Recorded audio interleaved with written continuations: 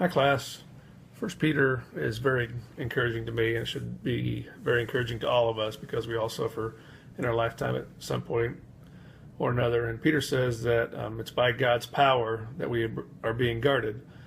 So, we as Christians can rejoice and have faith that God is sovereign over all of our suffering, whether it's suffering due to the sin and the fall of this world, or if it's due to suffering as a response to our faith by other people that persecute us.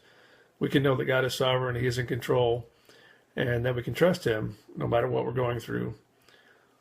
Peter also says that since our suffering tests our faith, we should use our suffering to not only build our faith, but to also glorify God through our faith.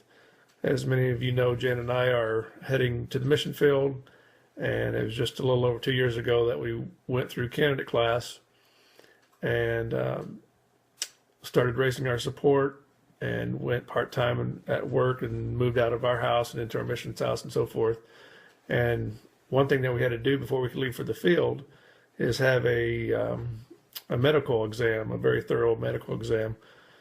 And one of those items was to have a TB test, which meant we had to have a chest x-ray.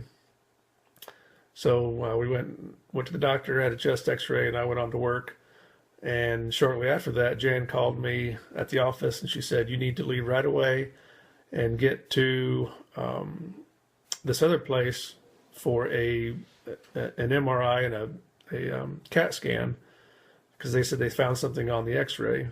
And I could tell that she was a little bit worried just by the way that she was talking. So I went there, and they did a CAT scan and an MRI, and they found a golf ball size mass in one of my lungs. So obviously, a little bit scared of what was going on.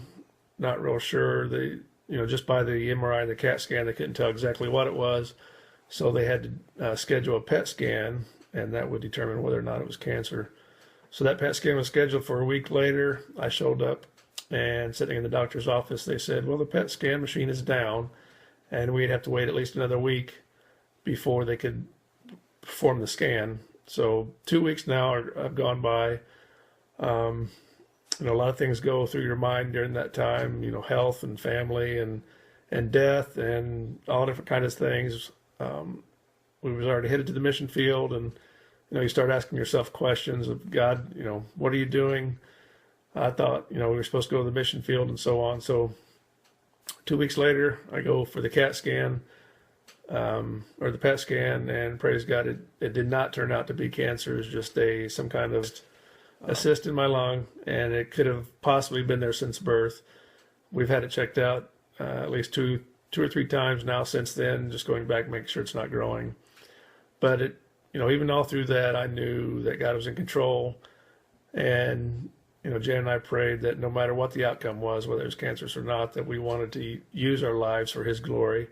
If that meant not going to the mission field, then God would allow us to use our lives for His glory in some other way. So we just have to trust in Him no matter what we're going through.